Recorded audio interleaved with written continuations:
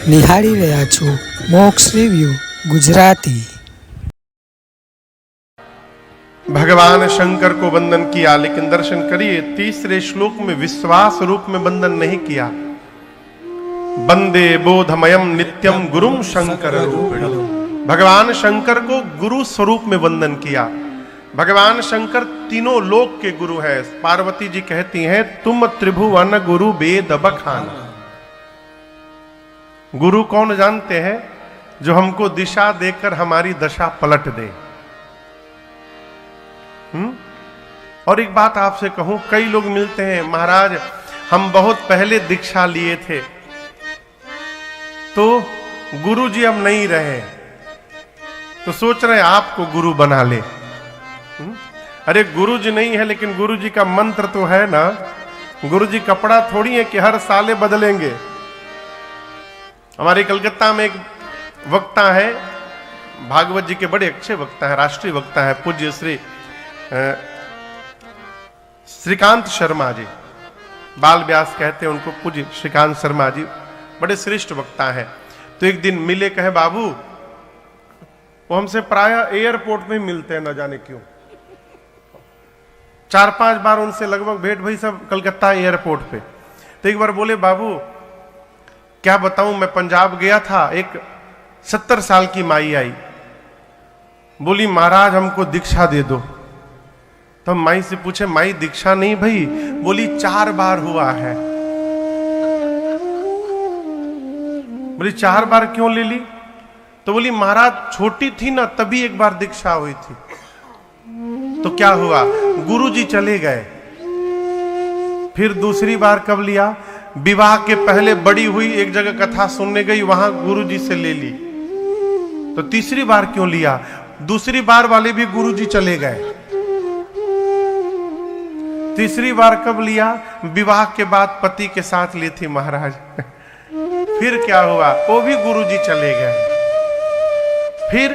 फिर उसके 10 साल बाद फिर एक बार ली। तो भैया पूछे यहां क्यों आ गई? बोले वो भी गुरुजी चले गए। अब मैं चाहती हूं महाराज आप दे दो। भैया बोले माई हमको रहने दो, हमको रहने दो माई। देखिए गुरु कोई व्यक्तित्व नहीं होता है, गुरु कोई व्यक्ति नहीं होता है। गुरु के चरणों में हमारा जो विश्वास है वही सद्गुरु का स्वरूप है। गुरु जी से कल्याण नहीं होगा, गुरु जी ने जो मंत्र दिया है उस मंत्र से कल्याण होगा। इसलिए गुरु को कपड़े की तरह न बदला जाए। गुरुदेव ने जो मंत्र दिया है, आपको बताऊं, एक चरवाहा था, चरवाहा, ये सत्य घटना सुना रहा हूं आपको। चरवाहा था मंत जी, नदी के किनारे अपने भैंस को लेके चराने जाता था। भैंस, गाय नहीं भैंस थे उसके पास। किनारे नदी के एक महात्मा जी की कुटिया थी, रोज जाता था वहां पर, महात्मा जी को देखता था। संत दरस जिमि पातक टरई, संत के दर्शन करते करते उसके पुराकृत कर्म जो प्रबल थे वो भस्म हुए और प्रीति जागृत हुई। एक दिन संत से कहा कि हम चाहते हैं कि आप जो ये माला लेके करते हैं ना, हम भी करें। आप क्या करते हैं? तो संत बोले हम अपने भगवान का नाम जपते हैं। बोले हमको भी एक माला दे दीजिए, हम भी भगवान का नाम जपेंगे। संत बोले ठीक है, कल सवेरे नहा के आना। अगले दिन नहा के पहुंचा। संत ने पूछा ये बताओ कौन से भगवान तुमको बहुत अच्छे लगते हैं? बोला कि वो बाघ वाले, शेर वाले भगवान। कौन भगवान आप समझ रहे हैं? कौन? नरसिंह भगवान। तो उसको नाम याद नहीं था, बोला शेर वाले भगवान। बोला ओहो नरसिंह भगवान, ठीक है तुम जाओ नरसिंह नरसिंह जपना। वो याद किया, 10 बार रटा नरसिंह नरसिंह, रट के चला, भैंस लेके चराते जा रहा था, नरसिंह नरसिंह करते जा रहा था। तब तक एक पत्थर से पांव में ठोकर लगा, गिर गया तो देखा अंगूठे से खून निकल रहा है। बेचारा उसको पोछा ओछा, उस पर मिट्टी उट्टी लगाया और 2 मिनट इसी में फंसा रहा, तब तक नाम भूल गया। अब उसको नरसिंह का केवल सिंह याद रहा, नर भुलाई गया। अब कहा गुरुजी क्या बताए थे, सिंह लगा था उसमें, ऐसा सिंह जैसा कुछ था। अब उसको नाम याद ना आवे तब तक उसको अपनी भैंस दिखाई पड़ी। अब भैंस के सिर पर सिंह दिखाई पड़ा, बोला ओहो भैंस का सिंह। गुरुजी नाम दिए नरसिंह और वही जपता रहा भैंस का सिंह, भैंस का सिंह। और आपको बताऊं उसकी श्रद्धा देखकर एक दिन उसको भगवान ने साक्षात दर्शन देकर उसको कृतार्थ कर दिया। वाल्मीकि जी ने राम नहीं जपा था, उल्टा नाम जपत जग जाना, वाल्मीकि भय ब्रह्म समाना। हमारे एक चाचा हैं, उन्होंने एक दोहा लिखा है, वाल्मीकि के जाप से निकला यह परिणाम, क्या श्रद्धा होनी चाहिए, तुम मरा कहो या राम। आप क्या जप रहे हैं ये महत्वपूर्ण नहीं है, आप कैसे जप रहे हैं ये महत्वपूर्ण विषय है। भगवान शंकर के गुरु स्वरूप को वंदन किया। यमाश्रितो हि वक्रोपि चंद्रः सर्वत्र वंदते। अच्छा आप महंत जी आप बताइए, टेढ़ा आदमी कैसा होता है? लोग कहते बहुत टेढ़ा आदमी है, बच के रहियो, कहते हैं ना। अच्छा आप बताइए, जो आदमी रोज अपन चेहरा बदल ले वो कैसा होगा? कहिए। पूछ रहा हूं, कोई आपके सामने नित्य आवे, चेहरा बदल के आवे, आप उसके बारे में क्या सोचेंगे? भगवान सिर के ऊपर जो बैठे हैं, भगवान शंकर के सिर पर चंद्रमा रोज चेहरा बदल लेते हैं। शंकर जी के सिर पर पूर्णिमा के चंद्रमा नहीं बैठे हैं, दूज के टेढ़े चंद्रमा बैठे हैं। गोस्वामी जी कहते हैं भगवान शंकर वो सद्गुरु हैं जिनके शरण में टेढ़ा चंद्रमा भी जाकर जगत में वंदनीय बन गया। ये भगवान शंकर की महिमा है, ये गुरु की महिमा है। भगवान शिव के गुरु स्वरूप को वंदन किया।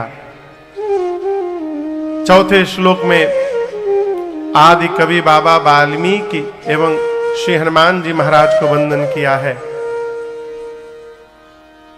पांचवें श्लोक में जगत जननी मेरी मां श्री जानकी जी को वंदन किया। छठवें में श्री राघवेंद्र सरकार को वंदन किया। और सातवें श्लोक में गोस्वामी जी कहते हैं नाना पुराण निगमागम सम्मतम यद रामायणे निगतितम क्वचिदन्यतोपि स्वान्तः सुखाय तुलसी रघुनाथ गाथा भाषा निबंध मति मंजुल मातनोति। आप में से कोई डॉक्टरेट किया है यहां पर? अच्छा कोई नहीं, ठीक, कोई बात नहीं, हमहू नहीं किए हैं। जो डॉक्टरेट करते हैं, पीएचडी, वो एक थीसिस लिखते हैं, अपना जो रिसर्च होता है उसको लिखते हैं।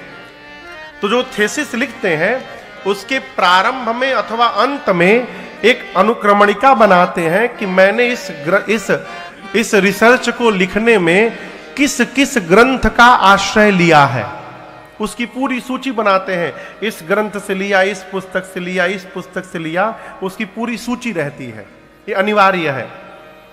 गोस्वामी तुलसीदास जी ने भी इस श्री रामचरितमानस की अनुक्रमणिका को लिखा है कि मैंने कहां कहां से लेकर के इनको लिखा है। नाना पुराण निगमागम सम्मतम यद रामायणे निगदितम क्वचिदन्यतोपि।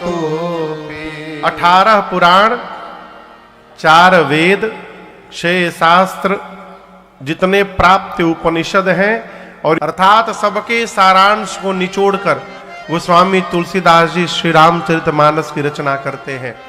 कहने का अर्थ है यदि हम और आप केवल मानस जी को पढ़ने का स्वभाव बना लें तो सभी ग्रंथों के पढ़ने का फल स्वतः हमको प्राप्त हो जाएगा, इसमें तनिक भी संदेह नहीं है। 7 श्लोक लिखने के बाद बाबा पंचदेव उपासना में 5 सोरठे लिखे हैं और उसके बाद वंदना क्रम प्रारंभ किए। गुरु जी की वंदना किए, गुरु चरण रज की वंदना किए, संत समाज की वंदना किए, दुष्टों की वंदना किए गोस्वामी जी। फिर भगवान के परिकर समाज के, भगवान के नाम की सबकी वंदना करने के बाद कथा को लेकर तीर्थराज प्रयाग गोस्वामी जी पहुंचते, कहते हैं भरद्वाज मुनि बसहि प्रयागा, भरद्वाज मुनि बसहि प्रयागा, तिन्हि राम पद अति अनुरागा, तिन्हि राम पद अति अनुरागा, तापस समदम दया निधाना, तापस समदम दया निधाना, परमारथ पथ परम सुजाना, परमारथ पथ परम सुजाना, माघ मकर गत रविदब होए, माघ मकर गत रवि जब होए, प्रणाम। तीरथ पते आव सब कोई, तीरथ पते आव सब कोई, मज्जहि प्राप्त समेत उछाला, मज्जहि प्राप्त समेत उछाला, कहीं परस पर हरि गुण गाहा, कहीं परस पर हरि गुण गाहा, कहीं परस पर हरि गुण गाहा, कहीं परस पर हरि गुण गाहा। गोस्वामी जी कहते हैं तीर्थराज प्रयाग में एक मुनि है जिनका नाम है भरद्वाज। क्या नाम है? परिचय देखिए, भरद्वाज मुनि कहाँ रहते हैं? बसहि प्रयागा। परिचय क्या है? तिन्हि राम पद अति अनुरागा। ये किसी भी मनुष्य के लिए सबसे श्रेष्ठतम परिचय है। आप समझ रहे मेरी बात को? यदि आप कहीं जाएं और कोई कहे कि ये बहुत बड़े आदमी हैं, इतनी संपत्ति है, इतनी बड़ी फैक्ट्री है, इतना मकान है, प्रसन्न न होइएगा, क्योंकि जितने बताए जा रहे हैं ना सब यहीं छूट जाएगा। हाँ, यदि आप कहीं गए और कोई आपको देखकर कह दे कि ये भगवान के बहुत अच्छे भगत जी हैं, ये प्रसन्न होने का विषय है। हम भगत की कोटि में आते हैं। गोस्वामी जी कहे तिन्हि राम पद अति अनुरागा, और अति अनुराग का परिणाम दर्शन करिए। तापस समदम दया निधाना। सामान्य रूप से जो बहुत तपस्या करता है उसका स्वभाव सहज क्रोधी हो जाता है। एक हमारे गांव में एक बाबा रहते थे, अब तो नहीं है वो बहुत साधना करते थे, लेकिन उतने क्रोधी। जिस पर गुस्सा जाए कहे जल लेकर फूंक कर फेंक दूंगा, भस्म हो जाओगे, इतना क्रोध। लेकिन यहां दर्शन करिए, तापस तपस्वी है, सम दम, सम यानी मन बस में है, दम यानी इंद्रियां उनके बस में है, तपस्वी होने के बाद भी दया निधान, दया के भंडार है। ये दया के भंडार कैसे हो गए? राम पद अति अनुराग का प्रभाव है। देखिए, भगवान के चरण में प्रीति करने वाला क्रूर नहीं हो सकता, भगवान के चरणों में अनुराग रखने वाला निर्दयी नहीं हो सकता। ये भगवत चरणानुराग का परिणाम है दया निधाना। परमार्थ पथ पे यात्रा करने वाले पथिक हैं कौन? श्री भरद्वाज जी।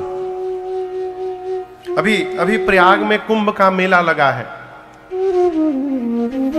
कल आपसे निवेदन किया, ये मेला प्रत्येक वर्ष लगता है, माघ का मेला कहते हैं।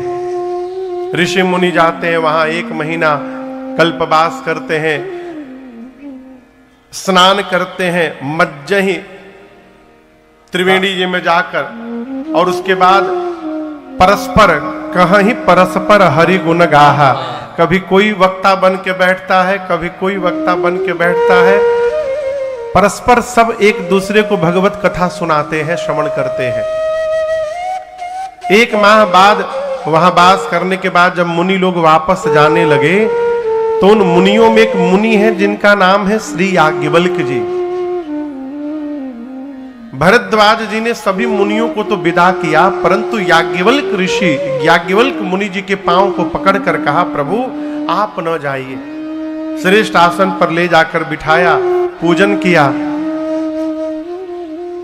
अच्छा आप बताओ, आपको यदि कोई जाने से रोक दे अचानक, तो आप बैठकर कहेंगे ना कि भाई आपने मुझे रोका क्यों, क्या काम है? याज्ञवल्क्य ऋषि ने पूछा, आपने मुझे क्यों रोका? भरद्वाज जी ने हाथ जोड़कर कहा, नाथ एक संशय बड़ मोरे, अकरगत वेद तत्व सब तोरे। हे नाथ, मेरे मन में एक संशय है, छोटा संशय होता तो न रोकता, बड़ा संशय है। याज्ञवल्क्य जी बोले, मुझे ही क्यों रोक दिए? भरद्वाज जी बोले, आपके हाथ में चारों वेद के सार तत्व हैं, अर्थात आप सब जानते हैं। वेद करगत वेद तत्व सब तोरे, चारों वेद तत्व के सार क्या है मालूम है आप लोग को? रामनिवास भी आपको पता है चारों वेद के सार क्या है? नामकरण संस्कार हुआ जब राम लक्ष्मण भरत शत्रुघ्न जी का, तो गुरुदेव भगवान वशिष्ठ जी दशरथ जी से कहते हैं, महाराज वेद तत्व नृप तव सुत चारी, आपके चारों पुत्र चारों वेद के तत्व हैं। यहां भरद्वाज जी कहते हैं, आप वेद के तत्व को ठीक से जानते हैं, अर्थात आप राम लक्ष्मण भरत शत्रुघ्न जी के बारे में ठीक से जानते हैं, इसलिए मैंने आपको रोका है। याज्ञवल्क्य जी ने कहा, ठीक है, कहिए क्या संशय है? बोले, प्रभु कहने में तो भय और लज्जा आ रही है, लेकिन हम एक बात जानते हैं। संत कहीं असनीति प्रभु, श्रुति पुराण मुनि गा। ये बात जितने भी युवान हैं वो ध्यान से सुने। संत ऐसी नीति बताते हैं, श्रुति पुराण और मुनि ऐसा कहते हैं, क्या होई न विमल विवेक उर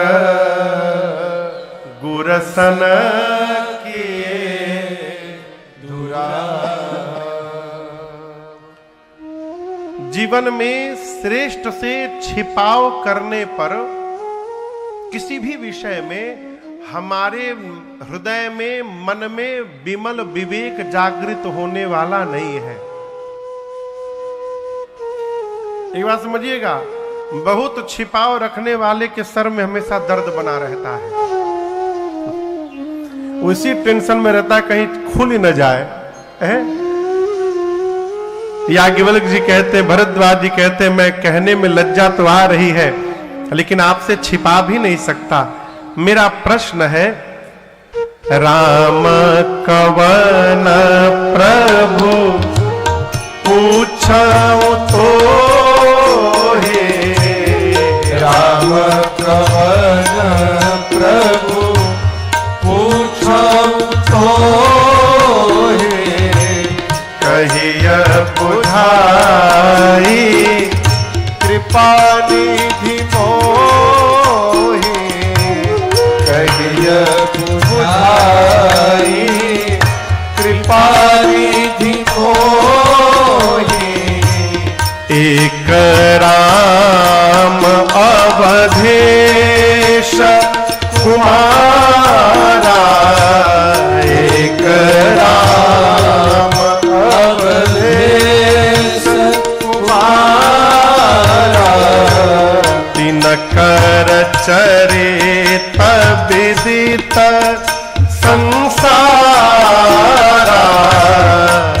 कर चरित विदित संसारा, नारी विरह दुख लहेउ अपारा, नारी विरह दुख लहेउ अपारा, भयउ रो शरण रावण मारा, भयउ रो शरण रावण मारा, भयउ रो शरण रावण मारा, भयउ शरण रावण मारा। श्री भरद्वाज जी ने प्रश्न किया। क्या प्रश्न किया? राम कवन प्रभु पूछऊं तो। ये प्रश्न किया, ये कोई विशेष बात नहीं है। आगे वाली अर्धाली बड़ी अद्भुत है। प्रश्न करिए कि राम जी कौन है। आगे कहते हैं, कहिय बुझाई कृपा निधि मोहि। भरद्वाज जी कहते हैं, राम जी कौन है? और इस प्रश्न का उत्तर आप कैसे दीजिएगा? कहिय बुझाई। बुझाई मतलब, बुझाई मने अवधि शब्द है। हाँ, समझा करके। आप कैसे कहिएगा कि हमको समझने में कोई कठिनाई ना हो। कहिय बुझाई कृपा निधि मोहि। यहां दर्शन करिए, बड़ा सूक्ष्म विषय है ये। क्या भरद्वाज जी गंवार हैं? वेद पुराण नहीं पढ़े हैं, संस्कृत उनको नहीं मालूम। लेकिन यहां दैन्य भाव का दर्शन करिए।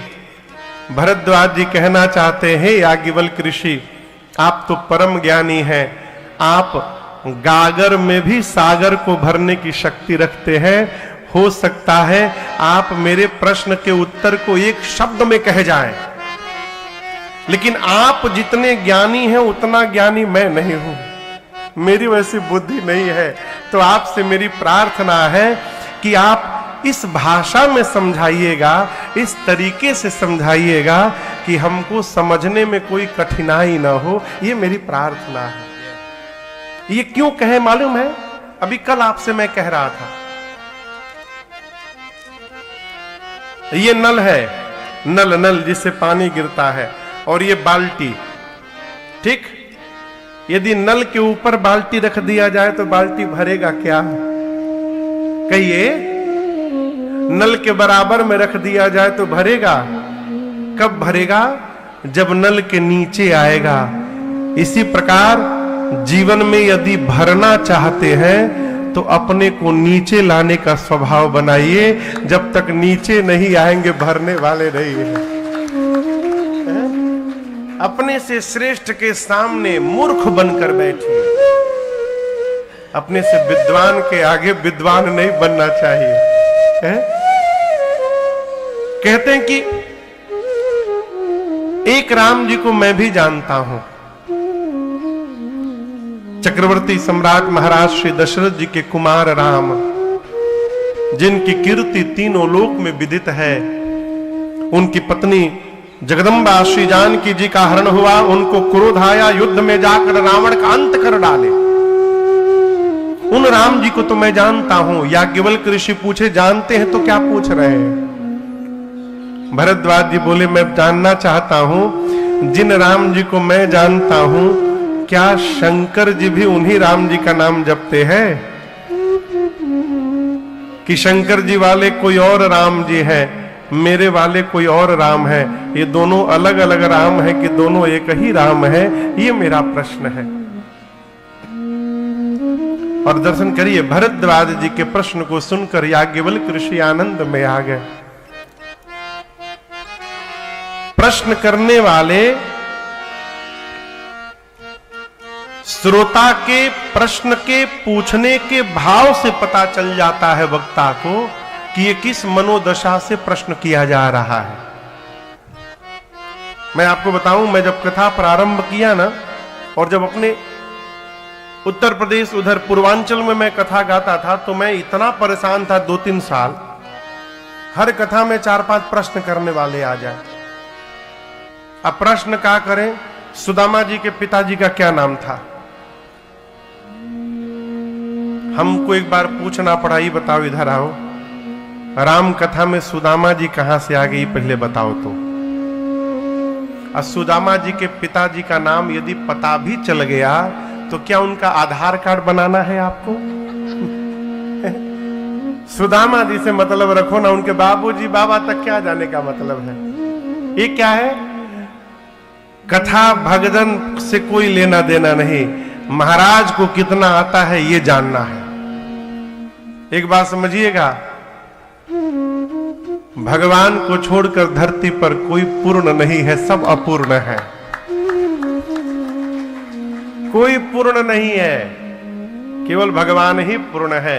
जिससे जितना अपने काम का मिले उतना ही स्वीकार करिए और भजन करते हुए आगे बढ़ते रहिए। ये श्रेष्ठतम मार्ग है।